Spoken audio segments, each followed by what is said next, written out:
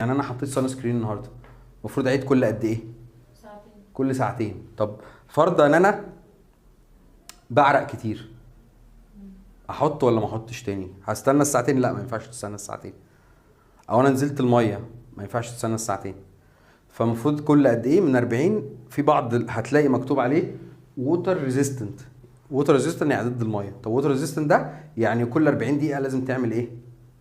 تعمل له بيستحمل 40 دقيقه. اكتر من 40 دقيقه خلاص شكرا انا مش موجود. وفي واحد تاني اسمه الترا ووتر ريزيستنت، يعني ضد الميه قوي.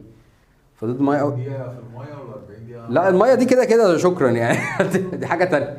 بس انت طبعا ايه تحاول تعمل ري ابلكيشن، بس احنا كنا فاهمين ان هي ساعتين.